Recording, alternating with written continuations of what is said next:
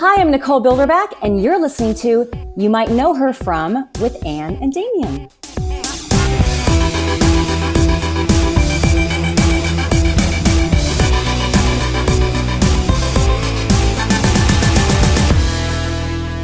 Wow, Ronnie was really excited, and you brought out the weighted blanket, and guess who just really went right to sleep? She is out. Literally within seconds, you put that weighted blanket on her, she's down.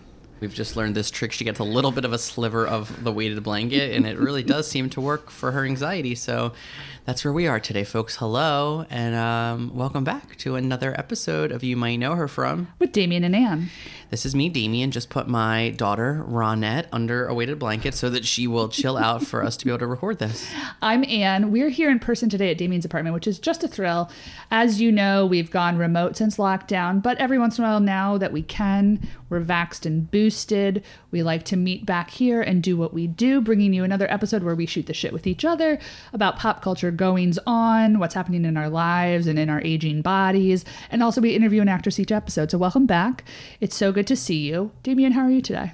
I'm doing great. I've been really thinking about Michelle Visage and Liam Remini and their friendship. I love it. We were just watching a clip of them they were, guest hosting the Wendy Williams show together. And if you don't know, folks, I mean, I'm going to assume you know who Liam Remini and Michelle Visage are, but if you don't know, they have been co-hosting the Wendy Williams show while she's been out, and apparently they went to Leah Remini with the offer, and she was like, I'm into this, but only if I can bring my best friend on board as my co-host. And then Michelle Visage wrote this very beautiful love letter to Liam Remini about no one would have given me this opportunity, and this is my friend who's a real person who in the world who is helping me get opportunity. Right, and I think she knows what Michelle Visage wants, which is more gigs like that, because it's sort of what she has been working towards, and she's bringing her along because Leah Remini got the offer. I love their love so much. Also, they're just very New Jersey beautifuls to me. I just feel like they are real ones. I love Michelle.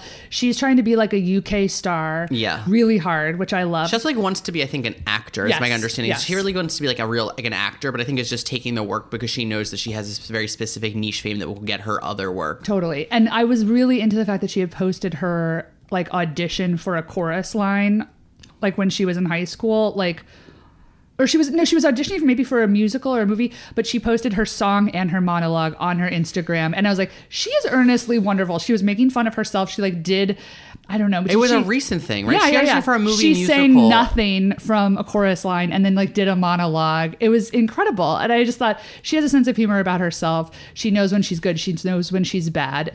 And I love that she's friends with Leah Remini, who, I mean, we've loved her for so long. I love also that she was on Saved by the Bell in the summer. She worked. Stacey Carosi. She was Mr. Leon Carosi's daughter at the beach house, and I never watched an episode of King of Queens. So if we ever do land Leah Remini, I'll have to watch the entire series. But I feel like I understood what it was about. I got it. So work with me on this timeline.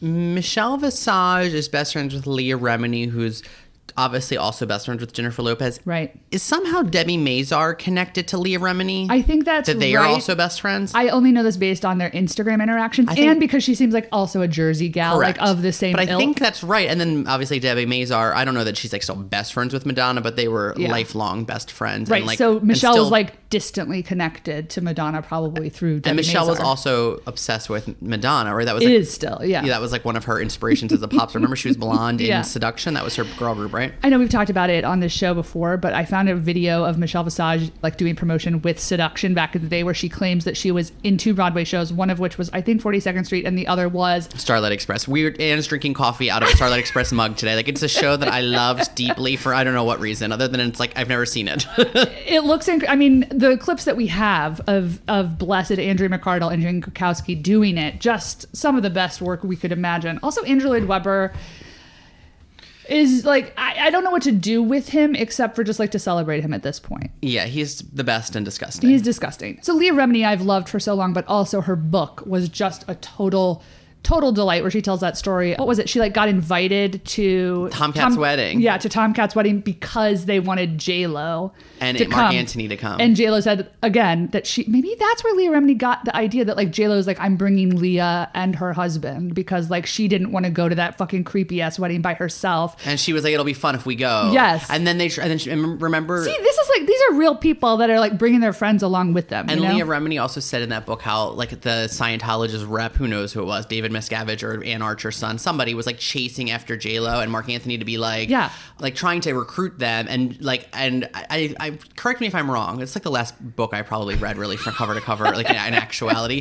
But Leah Remini says something about like J-Lo's, and she said sort of like her naivete or her ignorance to like what Scientology was like actually the perfect buffer, because that like they were like hunting after like J-Lo, trying to corner her and Mark Antony, like because they wanted to recruit them. Yeah. But oh my God, J-Lo no, kept being like, J-Lo kept being like, no, like you got to get Leah. Like she kept calling Leah over and like and like it wasn't even intentionally to defuse the Scientologist, but it was just like was like, oh, I don't need to be alone with you guys. This is what it was. Leah Remini was a Scientologist. She was raised in the church from childhood, and they invited Leah and her husband only under the assumption that she would get J-Lo to come to the wedding because J-Lo's the bigger star. That is what happened. You're right. And then J-Lo was like, they were trying to get J-Lo conversations with her just like her, and she kept being like, wait, no, where's Leah? And Leah was like, I love that she like had the hindsight just to be like, I don't need to like talk to these people I don't know. Like, where's my best friend? Is that the same book that tells the story about how like Will Smith and Jada Pinkett Smith were there, and it, like the game ended hide and seek or something? There was a game of adult hide and seek. Yeah, and it must be because we both have that same story. Jesus Christ. I mean, the book is great. If you leave us a review, I will mail you my copy.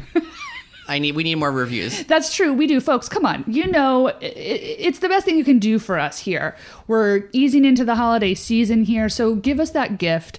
Damien's going to mail you his copy of Leah Remini's book, which is, look, a total treasure. And guess what? We'll buy another copy so that money goes into her pocket, and probably Michelle Visage's somehow. Yeah. So please leave us a review and we'll send you that book. It is good. It's really good. She knows who she is. And she's here to bring down Scientology now, which I feel like, look, an adult who can learn new information and change their mind, that's an adult for me. I totally agree with you. And some news that I want to share with you from this past week. Oh, no. I actually received it from listener West Coast Story, but it's that, you know, that live in front of a studio audience thing that ABC does where they do like old classic sitcoms. So they're doing the Facts of Life. We've obviously had two of the stars of that show on this show, but they announced that Jennifer Aniston is going to be playing Blair, Gabrielle Union's going to be playing Tootie, Allison Tolman is going to be cast as Natalie, and Kathryn Hahn will be playing lesbian icon Jo. Also, apparently, Kevin Hart, John Lithgow, Damon Wayans, and Ann Dowd are also in it. Ann Dowd is going to be Mrs. Garrett. Yeah. Here's the thing. I've had a tumultuous past with Jennifer Aniston. Once she hit 50, I was all in. Her performance on The Morning Show, which one of the best things of that show is so fucking bonkers. I can't wait for Damien to watch all of it because it's so terribly insane. But I love Jennifer Aniston for saying yes to this. It's so stupid. I don't know why she's doing it. It seems beneath her, frankly, but the fact that she's doing it, I love her for it. It's interesting, too, that she was cast as Blair. I mean, sure, I don't know who else she would have been in that, but like... I think that makes total sense. You don't think so? No, it does. To me, that's like the best most inspired of the four. Yeah, no, I'm into it.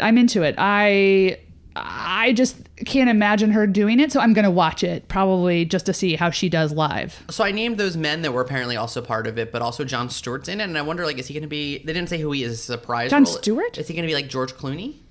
Oh, God. I don't know. I don't know why Jon Stewart annoys me right now, but he does. He doesn't annoy me. Do you ever confuse him with Simon Rex? Oh my God. I loved both of them because they were both, I mean, John was on early MTV and Simon Rex was on like 90s MTV, you know, but John hosted that show, that like late night show. Yeah. I thought he was very sexy. And then I loved him when he like acted in Playing by Heart, one of the best, worst movies of my childhood. He's in that? He's Gillian Anderson's love interest. They have a love scene by the fire to Bonnie Raitt's Lover's Will, which I've talked about on this podcast before. It was like the first big Angelina Jolie movie for me in the theater. Wow, there was a lot of sexual awakening happening there. Ryan Phillippe has AIDS. No, he does. Nope. Does he have AIDS? Jay Moore has AIDS. He dies of AIDS. Oh, that's right. Actually, I remember that. Ryan Phillippe also has he's HIV positive. I don't remember him being in it. He's Angelina Jolie's love interest. He has blue hair. He's very cute. What were we talking about? Jon Stewart? Because he's going to be in the Facts of Life restaging. Yeah, I'm into it. I mean, I think these things are so cheesy and definitely made for old people, but now I'm the demographic. Look, we're talking about Dancing with the Stars. We watched Annie Live, which is like for young people and old people. By the way, Selena Smith was exquisite. She was a Star is Born. You know, like she 100. was the best part of Annie Live. I'm into this sort of comfort television, which is just playing on our nostalgia at this point, I guess. Meaning it's like sort of sad and pathetic, but like, will I be tuning in? Yes, I will. 100%.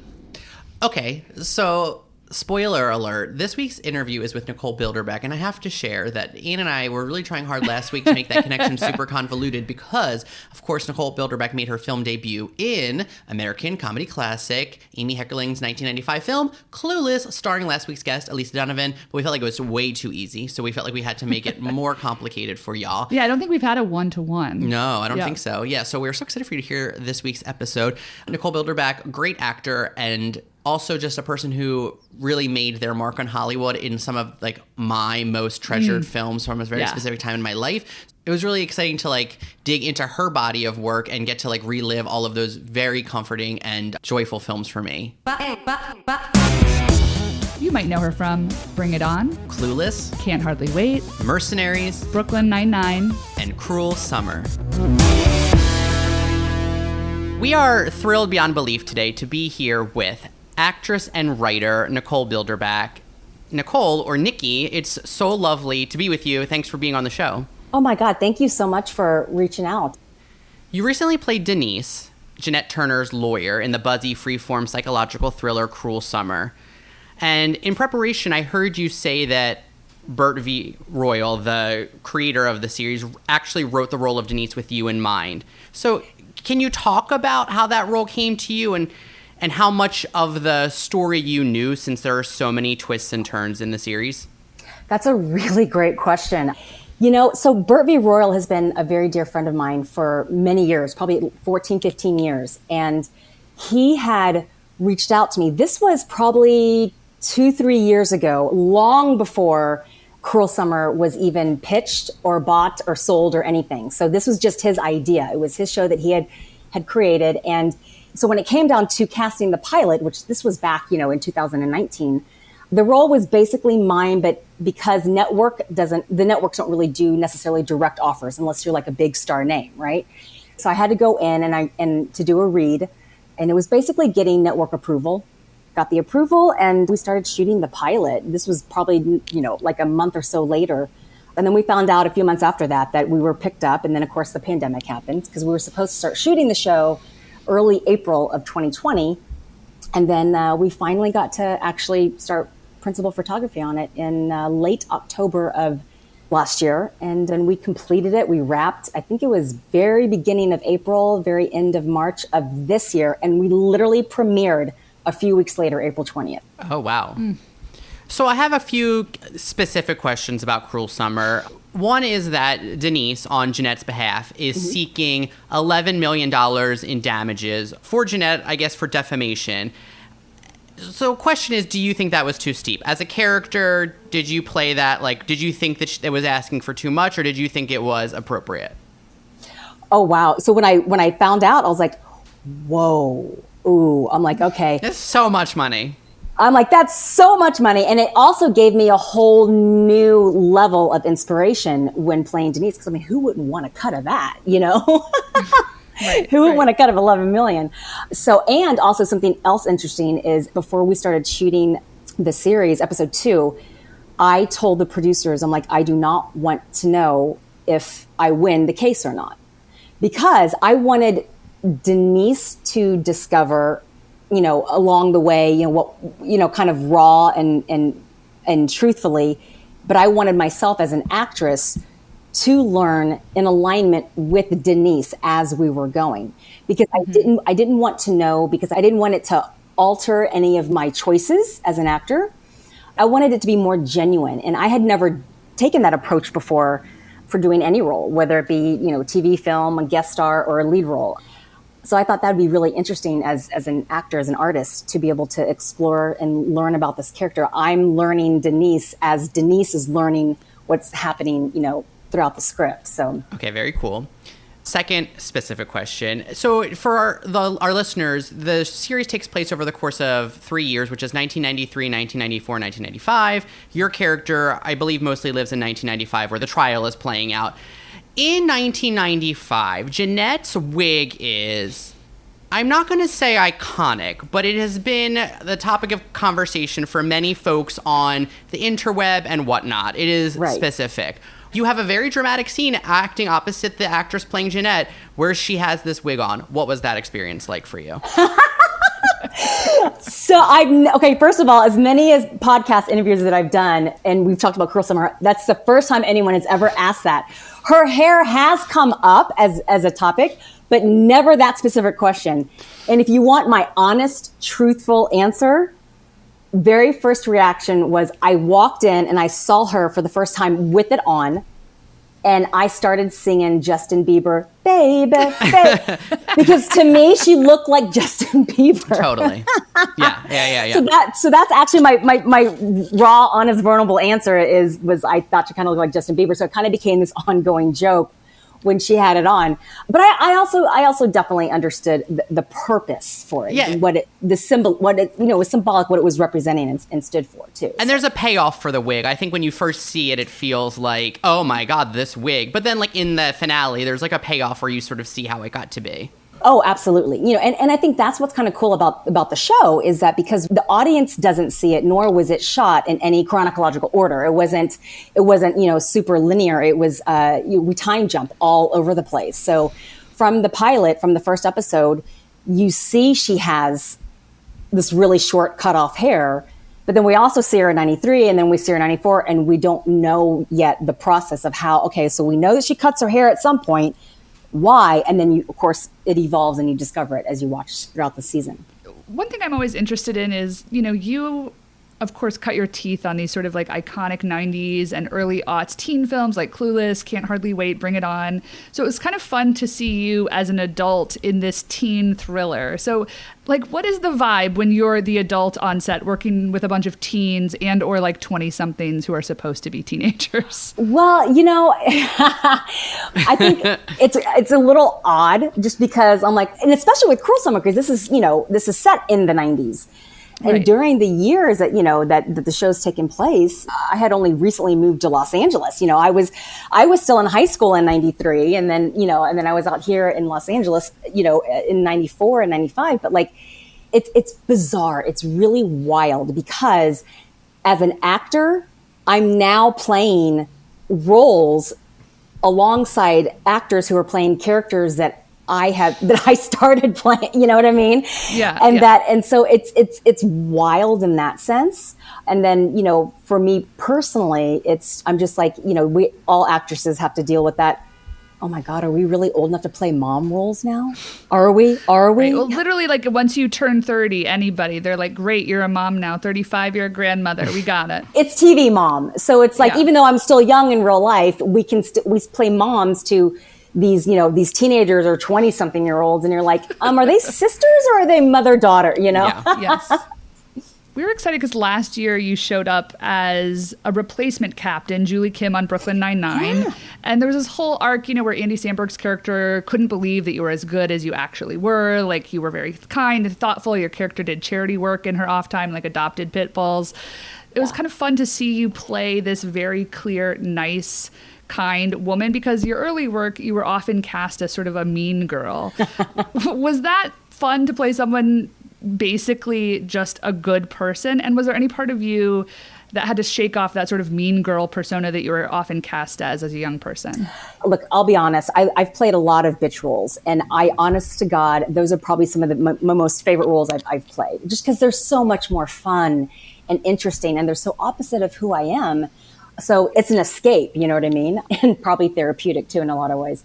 But to play, an actual just genuinely nice, good person, that's always refreshing too. And it's funny because with Brooklyn Nine-Nine, that was really kind of my return to comedy, because for the last decade or so, my bread and butter had been, 1 hour procedural episodics, all very serious. Either I'm killing someone or being killed, or I'm investigating something, or so to be able to return to comedy, like and with Brooklyn Nine-Nine, I didn't think that I was even right for this role.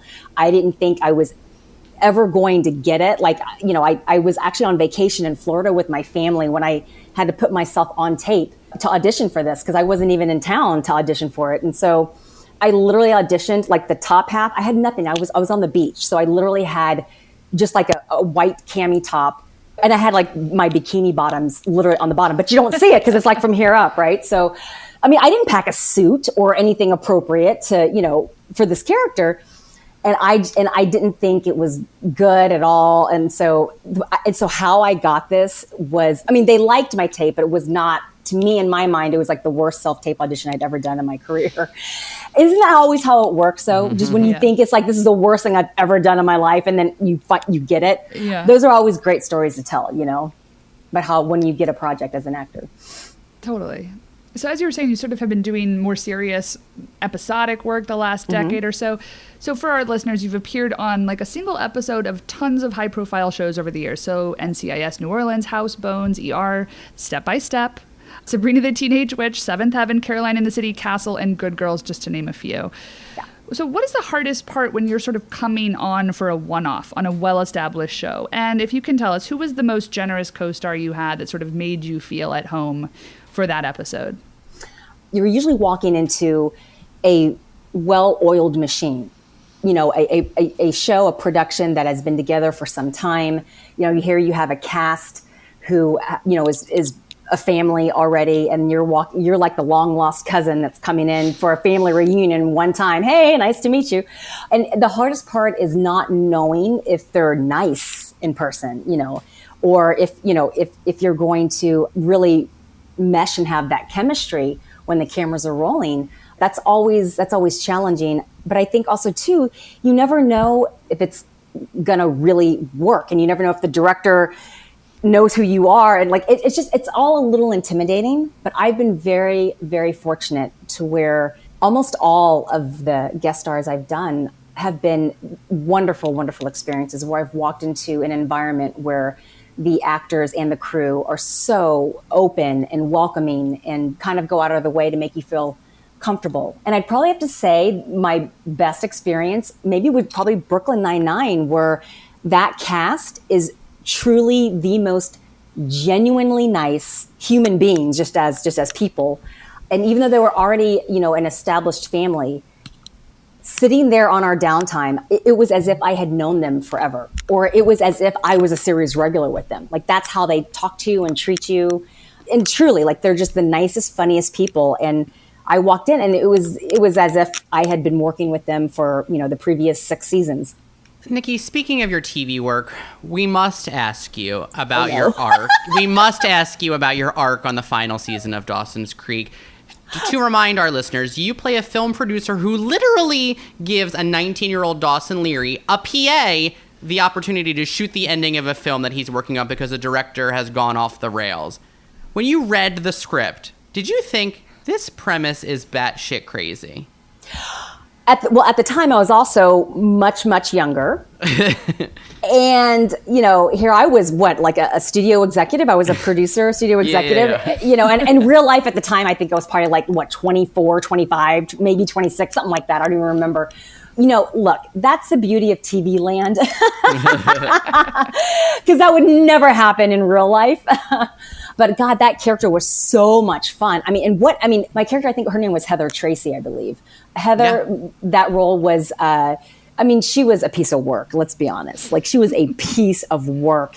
And, to be able to play this very sort of, stereotypical, I think she even makes a comment about her twins, and it's ridiculous. It is over the top. It is batshit crazy.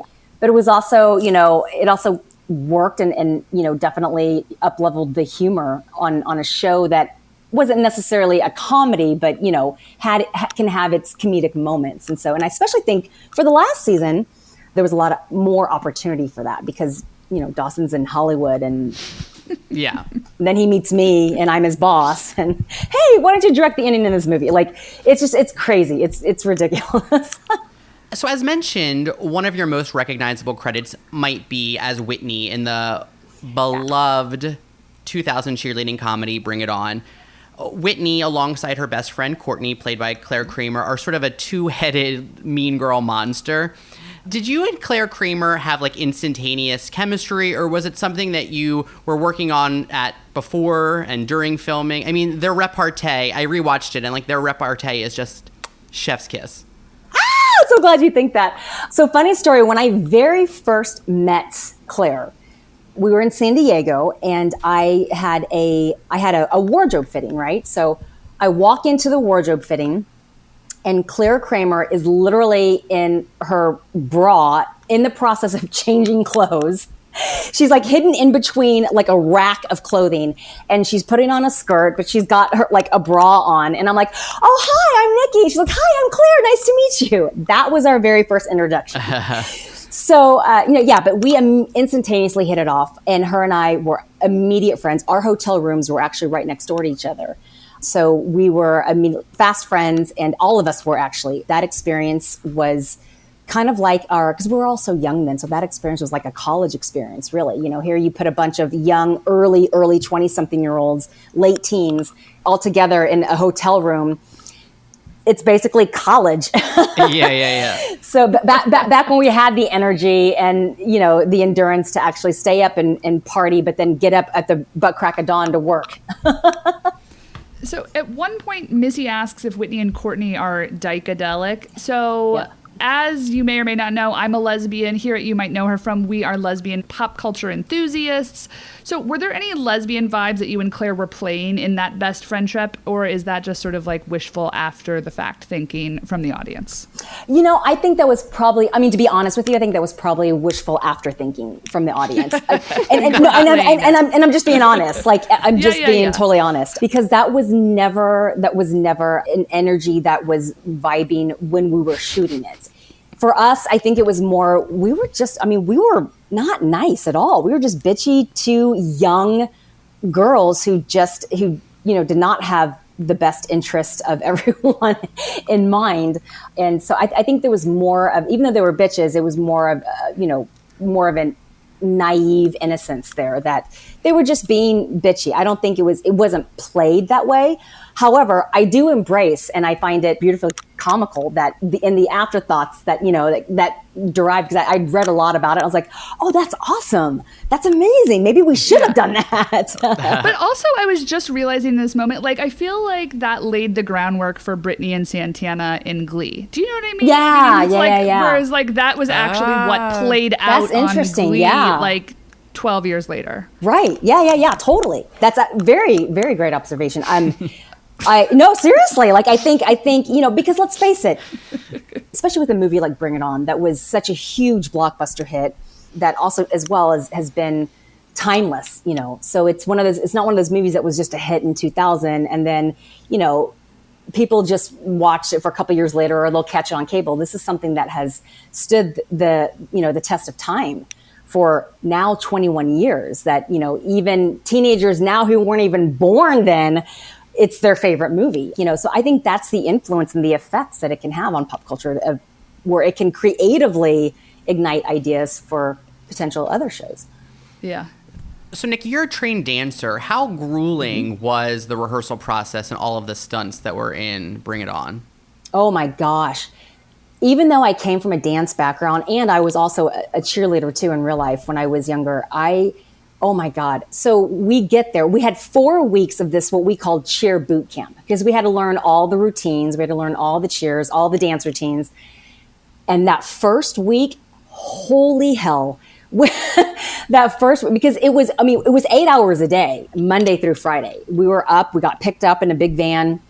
We were driven to this gym, and, you know, and we immediately started training. And so I remember that for the first couple of days, because, like, you know, sometimes when you're starting a new workout, or if you haven't worked out in quite some time, your muscles get a little sore, right? So I remember, I think it was like day 2 or 3, but it was definitely during that first week. I was so sore, and I'm talking, I think every muscle in my body was sore except for my earlobe. I remember trying to like go to the bathrooms and I couldn't even like squat to sit on the toilet. Like it was that bad where every muscle, you couldn't go up and down steps. Like that's how sore. And like I said, at the time, you know, I had worked out. I was a dancer. Yeah, no, that all went to shits when during that first week of cheer boot camp. So you made your film debut in Clueless as Summer, of course, one of the cool girls in Sharon Dion's circle. The story goes that you were actually up for Amber, which of course went to Elisa Donovan, and also Heather, Josh's college girlfriend, and that role eventually went to Susan Mohan. Can you tell us, like, what do you remember about that audition experience, and what does it feel like to sort of have these two bona fide classics? And we'll put Can't Hardly Wait in the mix too, because I feel like it's in the same wheelhouse. What does it feel like to sort of have these cultural touchstones for 90s kids on your resume? Is it a badge of honor, or is it a little annoying? It's totally a badge of honor. Absolutely, it is. Because I think, you know, as an actor, it's just nice to be recognized just in general. But then to also have, you know, you're right. Like there tends to kind of be a label there. Oh, you're like a 90s icon and whatnot. And I'm like, well, you know, I've actually worked a lot since then. Yeah. I've been working the whole time. So like in that sense, it can kind of be like, oh, okay, I don't want to just be known as a 90s icon, which I'm not, thankfully. However, at the same time, it's also, I think, a title and a crown that you wear that I can take it off when I need to, because it hasn't held me back in my career at all by any means. It's nothing but flattering because, you know, it's anytime you're being recognized for having done some really predominant work, you know, for a decade that is still being talked about to this day, that just means, well, God, well, how much longer can my career go? Like it's endless. You know what I mean? So like I take it as a compliment, but to connect in regards to Clueless and Can't Hardly Wait, it's funny you connect those because so for Clueless, I very, very clearly remember my audition process for that. I first went in just for initial read with the casting director, Marsha Ross. That went great. And then got a callback. And I remember for the callback, they had asked me to read for both Summer and Amber. And so I read for both. And then I remember Amy Heckerling was in the room, Scott Rudin, the executive producer, Adam Schroeder, another producer on the project who I'm still friends with to this day. They were all, you know, in the room. And I remember reading for it. And I just remember Amy Heckerling looking at me with this certain look. And she was just looking and observing. And I just remember feeling really good about it and having a lot of fun, you know. So then after that, I found out that I definitely had the role of Summer regardless. So like I had booked Summer, but I was also up for the role of Amber because at the time, Elisa Donovan was doing a soap in New York and they weren't sure if she was going to be released or not in time to be able to shoot Clueless. So that was the big question that was kind of floating around. So if that wasn't going to happen, then I was going to play Amber. So how that's connected with Can't Hardly Wait is after Clueless was released, I remember someone had told me, a friend had called me. So there's a service, what's known as, you know, the breakdowns, which is all the auditions, all the roles that are being cast for TV and film and whatnot. And so I remember a friend going, yeah, so funny enough, but I'm looking through the breakdowns and there's a breakdown call for you saying, will the agents of Nicole Bilderback, who played Summer in Clueless, please contact, you know, da-da-da-da-da-da. And so I was like, oh, okay. So my agents, of course, they already had seen it. And so I was already going to go in and check it out. But when I went in, or actually, was that an offer? That may have been an offer. I honestly don't know. I think I went in because I think I remember meeting the two directors, Deborah Kaplan and Harry Elfont. So literally when they were casting that movie, because Can't Hardly Wait is really at the time, they put up all of young Hollywood at the time, all in one movie. They just kind of threw us all in this one movie because really there's only like 5, 6 lead characters in that whole movie. And everyone else were just sort of recognizable faces and known for, you know, other work. And so they just threw us all into one movie. Yeah, so that's how I got Can't Hardly Wait. So was it like it was an Easter egg almost of like because of Clueless. Yeah, totally. They were like, you know, we need the whole cast of Clueless. We need to somehow put them in this movie. So okay, Nikki, you've written a pilot inspired by your life as a Texas-raised Asian American actress entitled Red, White, and Yellow. Yeah. As we've said, you've been working professionally for over 25 years. How have you seen the industry shift in its treatment of women and also Asian folks? Like, do you have an update on the pilot and where that is for you? Oh, wow, that's a loaded question. Not about the pilot, but it's just a loaded question in general. So I had wrote that pilot. I started writing, and really I was writing it for me. It was just a personal challenge, but it's also a personal calling in a way. And I'd really just sat down to start writing it just for myself, just to kind of get it out there. And that was back in I think I started in 2010. It was around 2010, 2011. And then I just kept it in my computer, left it, years go by. And it wasn't until probably spring of 2018 that I actually returned to it and started focusing on it again. And my God, how the industry has, how it's changed and evolved with women, but also ethnic women, being an Asian American actress. It's so wild because when I was younger and just coming out here from Los Angeles, I was fortunate right off the bat. I had always had agents and representation that never pitched me or represented me as an Asian actress. I was always an actress who happened to be Asian American. And so I definitely got a lot of opportunities, especially when the roles back then, they were specifying Caucasian, everything was Caucasian. And every now and then you'd get a few, African-American, Hispanic, Latina. But for me, I was so young at the time that I wasn't necessarily aware of how limiting it was for minority actors.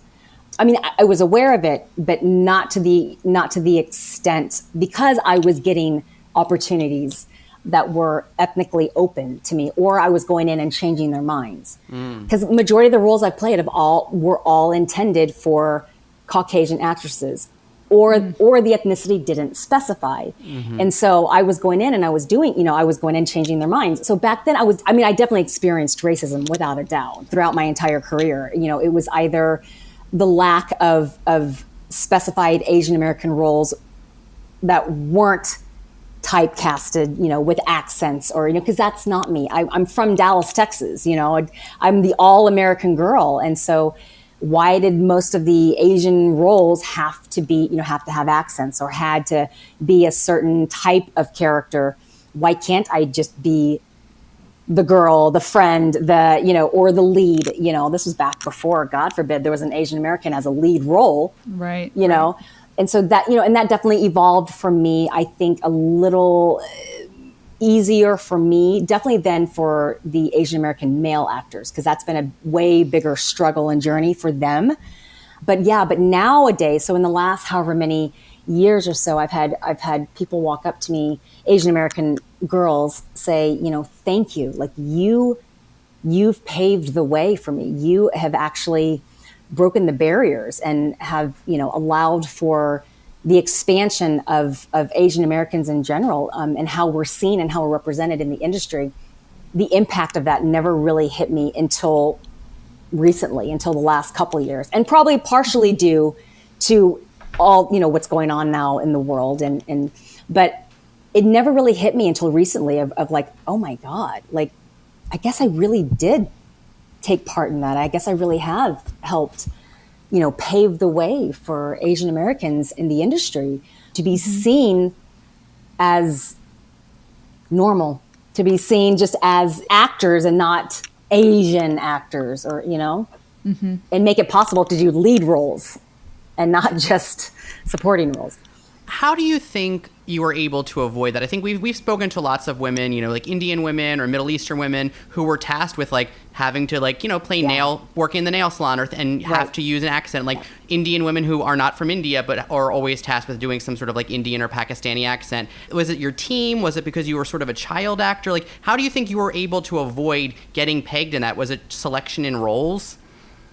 Probably. I think selection in roles is definitely have a lot to do with that. I also think the industry also too was so different back then. Now there's such a heightened awareness of it. I mean, we're not there yet. The industry isn't completely.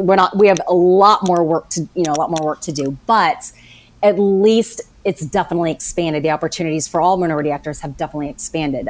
But back then, I was so young and I was so new and so fresh. And I think that when I was walking into these audition rooms, they saw a girl. Yeah, obviously they saw an Asian, young girl, but I didn't have an accent. I probably reminded them of their best friend in high school. Like I said, I'm the All-American girl from Texas. So I definitely think energetically, I was carrying that with me. I was vibing that into a room, and it probably helped maybe it helped them, like have a light bulb, like, oh, she could play this role. This role doesn't have to be Caucasian, white, doesn't, like, why not? I think they needed to see, because there wasn't as many Asian American actresses too in the industry back then as well. So I was like this new sort of, face of, oh, that sort of helped them, knock the logic into them, going, oh, okay, where they could start seeing things differently. Okay, so you star in the 2011 action movie Mercenaries, which I am obsessed with. You are explosive expert Malin Fong, and you and this ragtag team of badasses, which is like Zoe Bell, Kristanna Loken, and Vivica A. Fox, are out for none other than Brigitte Nielsen's Blood. I loved this movie. It was a total wild romp. It's by the same team that does the Sharknado franchise. Yeah. It was so silly, so ridiculous, so fun.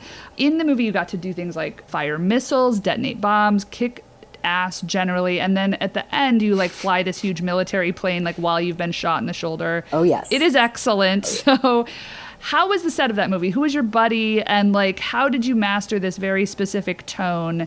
Their movies are often described as like mockbusters. Right. So how do you get into that tone? First of all of them, they were so lovely. They were all so freaking cool and nice. Like Zoe Bell, when you meet Zoe Bell, it's literally as if she's been your bestie since childhood. First of all, New Zealand. Have you ever met a New Zealander that you didn't like? I mean, come on. No, I agree with that. She's just so super friendly and professional and fun and loving and caring and funny, really hysterical, actually. And Kristanna Loken, who didn't see, which Terminator was she in? She's in the third one, I believe. Yeah, I think you're right, because she was a Terminator. Mm-hmm. And she was just lovely and funny and cool. And then, of course, Vivica A. Fox. Love her, my girl Vivica. She was just amazing. And Brigitte. So with the exception of Brigitte, like us other girls, we had already worked together for a bit. And so when she came on the set for her first day, I had this memory of her from years prior when I was young, really young. I just had this like image of her, or this idea of her, thinking, oh God, is she going to be nice? Oh my God. You're kind of intimidated, right? Yeah. We meet her. She is the nicest, loveliest woman you'll ever meet in your life. Just so cool. She's like that really hip, cool, badass aunt that you don't get to see enough at the family reunions. You know what I mean? Yeah. She's like that. She's that person. Just lovely and nice. Could not have been nicer. Easy to get along with. We all, honestly, all of us were really just kind of buddies. Like, there really wasn't any one in particular. We all just meshed well. We were like this fun little sort of girls club group. And it was awesome. We were all happy to be there, because here we had these female lead roles that were actually strong, intelligent women characters that, okay, granted, maybe they were criminals, whatever. They were all in jail, and who cares? They were all in jail, but they were in jail for very intelligent reasons, for doing these crazy intelligent talents that they had. And so it just so happens my character, she was a bomb expert. And I think I blew up like a part of Wall Street, or a bank at Wall Street. Right. Because those people were bad people, okay? They were robbing people. I agree. So what else should I was doing a good thing. So she was a bomb expert who could also fly anything. An airplane, a helicopter, it doesn't matter. She could literally fly anything. So I was known for making buttons bombs, and I could, and naturally I flew an airplane with a bullet in my shoulder. And how many people have done that? I cannot recommend this movie enough. It was a thrill ride from start to finish. Honestly, I was so delighted. Small spoiler, but like you blow up toilets in your first scene and then I get stunned by a stun gun. So it's like it starts, you come in hot. Yeah. I mean, hello. Who, I mean, how many people can say that while in prison, they blew up toilets? Like, Come on, Phenomenal. come on. But no, but going back to what you're saying about, how Asylum is known for, these big kind of sort of over the top movies. The thing with Mercenaries is we were really considered, from what I read, we were kind of more considered one of more of their, how do I word this? Prestige. Yes, we were considered more of the more prestige, more mainstream type films. It wasn't as over the top as an exceptionally large, shark. The cast was stacked. Yeah. Yeah, we had this incredible cast. We had, a strong storyline, and these really strong, smart women characters. But, and yes, Mercenaries was over the top in its own right, for sure, but not like some of their other movies that they've done. Yes, for example, I think one of the Sharknadoes had Eileen Davidson as Marie Antoinette twirling in a tornado above an ocean. Yeah, and also Tara Reid's head was on a shark. I was obsessed with it, though. So maybe I'm their audience, but it was hilarious. That's exactly what I'm talking about. So me flying a plane with a bullet in my shoulder isn't that bad. Yeah. But there is, I was saying to Damien earlier, I was like, do you remember the line that Vivica had that was literally like, maybe when I get to Hollywood, I'm going to fuck George Clooney with a strap on. And I was like, this is my movie. This is my kind of movie. This movie is incredible. I can't recommend it highly enough. It's super fun. It's just one of those movies so that fun. Just watch, let it have its satire moments, let it be over the top in the moments that it needs to be, and just have fun with it, But I thought it was very well done. I thought it was very well done. Yeah. Me too. Love it. Would watch a sequel. I wish. Okay, Nicole Bilderback, we are moving to the part of the show that we call rapid fire. This is rapid fire for Ian and I because we're throwing a lot at you. Oh, pressure. If you can keep it rapid, awesome. If you need to take your time, it's okay. It's just rapid for us because we're all over the place.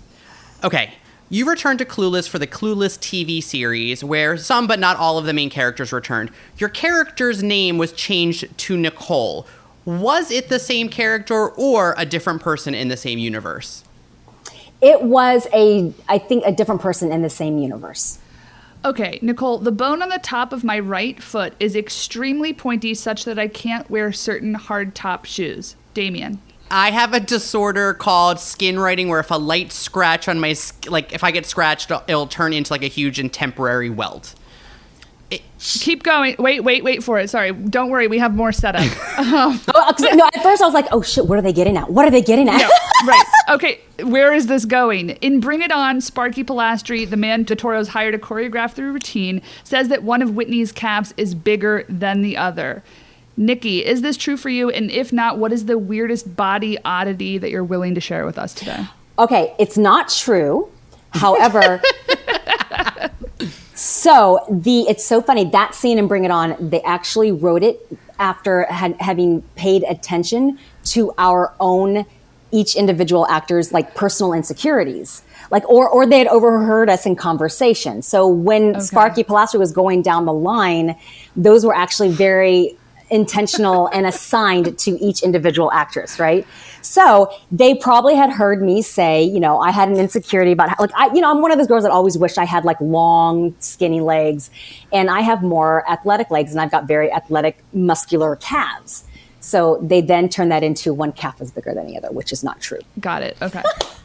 Your character almost has sex with Seth Green and Can't Hardly Wait. Your character is actually billed as ready to have sex girl.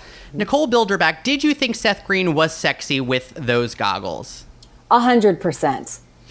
Yeah. He had something. Definitely in a funny, comical way, because he's, his character isn't someone that I would normally want to have sex with. At least, not back then or now. However, like my character says, the wanting to ready to have sex girl or whatever I think is my character's name, that, he'll do. Right.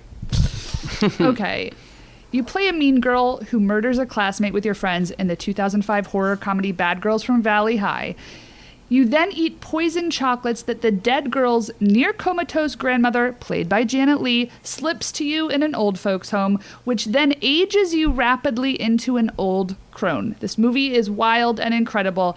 Did you get to A, hang out with Janet Leigh, or did she use a body double? And B, what did they use for old age makeup? Okay, so A, yes, we got to hang out with Janet Leigh. She was the most lovely, beautiful, so nice, so like your favorite grandma, Literally like your favorite grandma. Was a dream. And I believe, if I'm not mistaken, that may have been her last movie she did before she passed away. I think that's right. right. That's what we read. I'm pretty sure. And so what an honor. My God, this icon, legendary icon. And Christopher Lloyd. Hello. So yes, she was amazing. She was lovely. And then B was, the makeup. What did they use for your old age makeup? Oh God, that was a process. So the first thing when we started just to get more like wrinkles, like very wrinkly, that was what's called stretch and stipple effect, where they literally take your skin, they stretch it, they put glue, that then turns into like an outer layer of skin, and then they squeeze it and squunch it to wrinkle it up, and your skin actually holds that way. That was super fun. The other part is the actual special effects makeup. I mean, I literally in the movie at the towards the final part of my life, I mean, I look 150 or 120 years old. It's definitely way over the top, but that was full blown special effects makeup. We were all in a makeup chair for, I think, on average, it was anywhere from like 5 to 6 hours. Yep. There was a lot. So we're talking being picked up from our hotels, and because we shot in Vancouver, at like, God, sometimes 4:35 in the morning, and have to sit there. Then we couldn't even start shooting until we were done. So that's being like about a good 5 hours in a makeup chair. Not ideal, but it's also great to say that I had that experience. I have to say the movie could be an underrated teen classic. It also has like Aaron Paul, Jonathan Brandis, as you said, Christopher Lloyd, Janet Leigh, Monica Keena, Julie Benz. Yeah, it's an amazing cast. I'm surprised I didn't got more recognition. It's kind of sort of a secret little hidden gem. Yes. Anna played an airhead in that. She wasn't a bitch. She was an airhead. That's right. Your episode of Step by Step had you playing a mean girl at a mall. And in your scene, Bronson Pinchot plays this character, Jean-Luc, who's this like French guy who's blind without glasses. He comes into the food court. He does this whole physical comedy routine where he like burns his hands, runs into things, and falls over a wall. So please be honest with us. How many takes did Bronson Pinchot need for this scene? I don't really remember doing that show. It was that long ago. I am so sorry. I wish I had. No. It was so long ago, and I know I did it. I have memory of being on set. You blacked it out. No, not at all. Bronson Pinchot out. I know. He was wonderful and funny and lovely, but like it was so long ago that I don't even remember that scene. I haven't even seen. Okay. I don't even think I've seen that episode, but I just remember being on set. And I know I did the job. You did a great job. That's how long I've been in this industry for. You were great in it. I'll send you the link. I'll have to try to. No, really, I'd love to see it. I haven't seen it in that many years. It was like a very 90s, like he's doing a lot. And I was imagining you on set being like, tick tock, and him being like, I've got to get another take in. This was the whole made up world of my life. There you go. And fun fact is Bronson Pinchot dated Amy Heckerling, director of Clueless, for many, many, many, many years. They were partners for many years. I don't know how I didn't know that. I didn't know that. Oh my God. Really? I thought that was like a known thing. I mean, I think it is a known thing. I'm sure it probably is, but wow, blind spot for us. Isn't that funny? Good intel. Yeah. Okay, last question. Yeah. You've worked with so many teen stars from the day. Tatiana Ali, Kirsten Dunst, Andrew Keegan, Gabrielle Union, Jonathan Brandis, Alicia Silverstone, Shannon Doherty, Joseph Gordon-Levitt, James Vanderbeek, Melissa Joan Hart, and Seth Green, to name just a few. That's it? That's all? That's all you got? If you fell down a well today, Nikki, we ask this question a lot on the show. If you fell down a well and you had only the cell phone number of one of those folks memorized, who would you call? Out of all those? Oh, Jesus. Oh, damn. Melissa Joan Hart? Tatiana Leigh seems like she might be responsible. She might be. She might pick up the phone and be like, all right, I got you. She definitely would. Without a doubt, she definitely would. She's such a sweetheart. God, that's I did not see that coming. I'd have to think about it, but because everyone you mentioned, although, Andrew Keegan and I actually were very, very good friends for a long time. Like we actually hung out, like we were buddies. Probably not Seth Green, not because he's wonderful and I love him, but because we didn't hang out as much. I would say maybe either Kirsten. I think she'd be like, oh my God, hey girl, what's going on? Even though I haven't seen her in a while, but I think she's like, what are you doing? Tatiana, like I said, now that you mentioned Tatiana, she would definitely pick up and be like, I got you. Yeah. Oh, you know what? No, Gabrielle Union. Oh, that's a good one. Yeah. Gabrielle Union, because her and I were actually genuinely really good friends during Bring It On and after Bring It On. So Gabrielle Union, that's my answer. All right. She gets shit done too. I like it. She gets shit done. She is on it. She would have my back. Boom. I'd be out of that well. Nicole Bilderback, thank you for playing along with us, and thank you so much for joining us on the show today. Thank you so much. I had so much fun, and let me know when this comes out.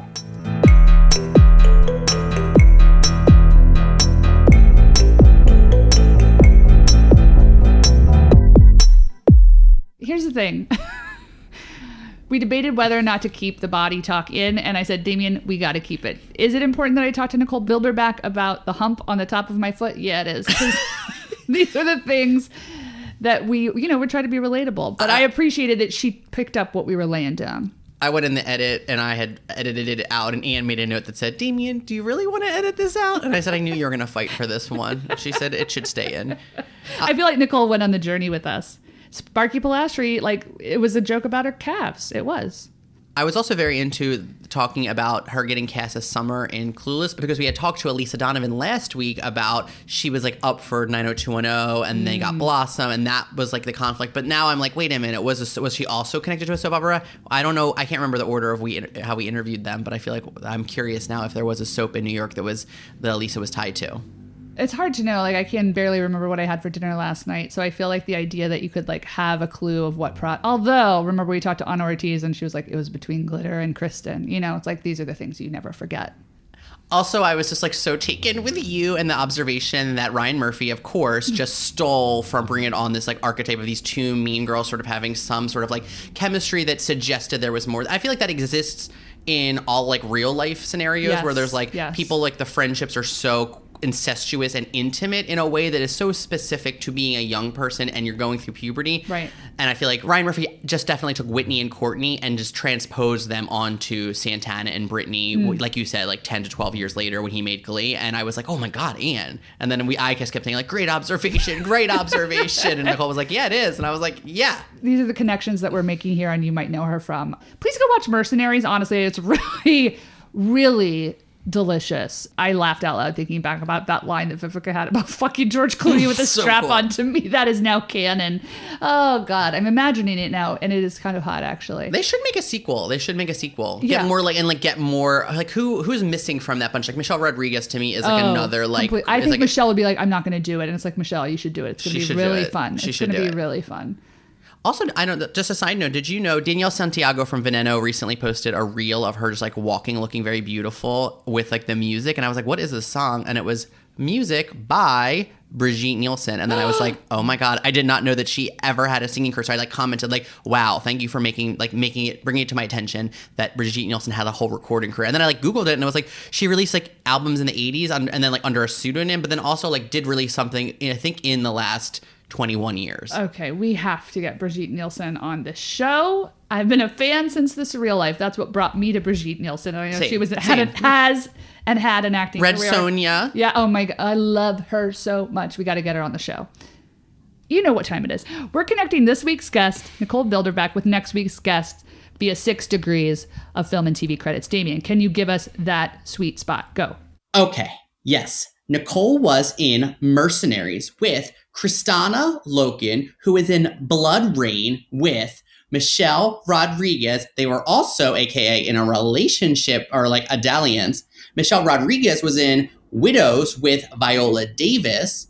Viola Davis was in Doubt with Meryl Streep. Meryl Streep was in a god-awful movie, Let Them All Talk, with Candy Bergen, where they're on a boat.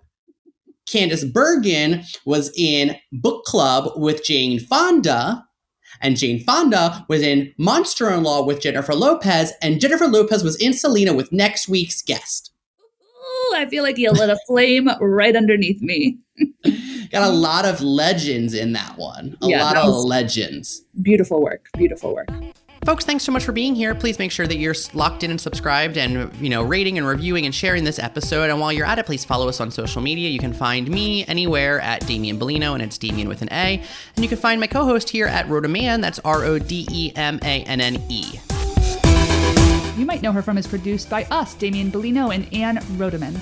Special thanks to our extremely wonderful consultants at Grumpy Entertainment. That's Jason Jude Hill and Daniel Sears. They're a delicious little band duo of husbands that keep us on track, keep us on point here. We love them so much. And all of the editing that you get to hear on each and every episode is courtesy of the precise, the meticulous, the wonderful Daniel Sears. Special thanks to Gang. All that music you hear underscoring each and every episode is by Philly band Gang, and we love them so much you can download and stream Gang's music wherever you listen to your music. If you want to see clips of Leah Remini and Michelle Visage being best friends, if you want to see footage of Nicole Bilderback detonating a bomb or blowing up a toilet, go to the show notes. And I tell you that my co-host here spends hours fiddling in a Google Doc to hyperlink all of the topics and weird esoteric things we mention in each and every episode. I'm telling you, they're there. So go to those show notes. They are there for you, babe. Who are people that you think should be in a live musical event? You know, like we got to see Taraji P. Henson, Nicole Scherzinger, Titus Burgess, and like, you know, some of those make sense. I feel like Taraji and Nicole are, you know, like more like mainstream stars in a way. They're not theater celebrities. Right. I love seeing them do it, even if I don't always love all of their scooping choices. Who are people that you were like, we need them to do the next one? I'm surprised we haven't had Bernadette Peters do one yet. And it was so lovely to see, because she was, of course, Lily St. Regis in the movie. Then Megan Hilty, who played her daughter on Smash, played Lily in Annie Live, and she, you know, engaged with her about that online. But I have been meaning to tell you this. The reason why this shitty song, If I Was a Rich Man, na na na na na na na na na na na na na, the Gwen Stefani Eve song is in my head, is because Bernadette Peters sang it on Zoe's Extraordinary Playlist. And it is one of the strangest things that I've ever witnessed. I watched that pilot and then I was like, this is definitely not for me. I think it got canceled after, 2 seasons, a season and a half. But Mary Steenburgen, I think, was her mother, the girl's mother on the show. I don't even know who Bernadette Peters played, but like, she would just roll in and she was insane. So she enters the house and she sings that song in her Bernadette Peters voice. And then Mary Steenburgen, they're like out in the garden, in the like conservatory, like slapping hands with each other. And I thought, Bernadette Peters just did this. Like, she agreed to it and then she did it. And then she learned the lyrics to that song in that style. Like, she went through the city listening to Gwen Stefani and Eve, like in probably like old school headphones. I just love it. The show is so bad.